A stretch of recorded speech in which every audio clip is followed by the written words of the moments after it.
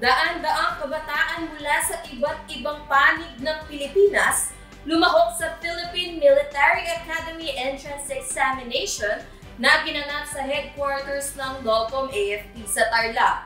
Ating alamin ano ang latest sa report ni Philip Corpus.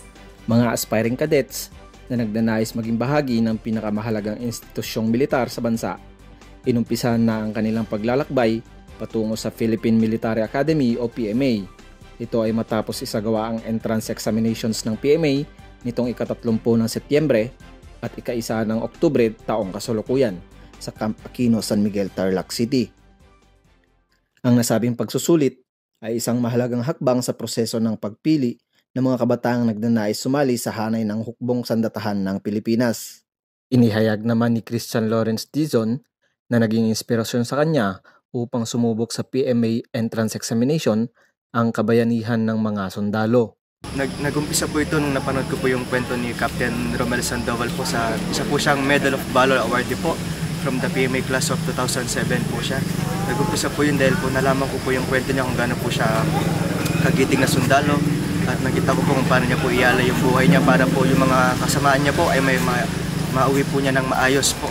At ngayon po ay siya po ay bayani na po at siya po ay isang Medal of Valor award na po. At siya po ang dahilan kung bakit po ako mag-e-exam ngayon sa Philippine Military Academy. Samantala, inihayag ni Lieutenant General Fernil G. Buca, Philippine Air Force, ang commander ng Northern Luzon Command, ang kanyang pagsuporta sa mahalagang okasyon na ito. Anya, ang NOLCOM ay nagsusumikap na suportahan ang mga inisyatibong nagpapalakas ng kakayahan ng ating bansa sa pagtatanggol at paghubog ng mga future leaders na gagabay at poprotekta sa bansang Pilipinas.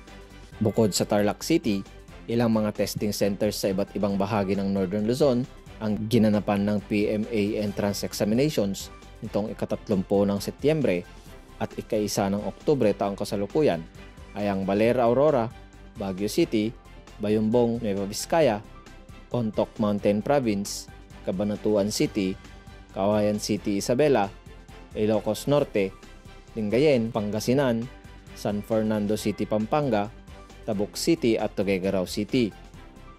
Ang Philippine Military Academy ay kilala bilang ang pangunahing akademya ng militar sa Pilipinas. Itinatag noong 1905 at kilala sa paghubog ng mga mag-aaral na sumasailalim sa masusing pagsasanay upang maging mga magagaling at matagumpay na lider sa mga pwesto ng pamahalaan at hukbong sandatahan ng Pilipinas. Mula dito sa Tarlac, ako si Katropang Philip, nagbabalita para sa kapayapaan at kaunlaran. Mga kaamyanan, subscribe, like, and share our YouTube channel. Hit the notification bell below upang maging updated sa latest news and happenings sa Hilaga at Gitnang Luzon. Dito lamang yan sa Amyanan Media Channel.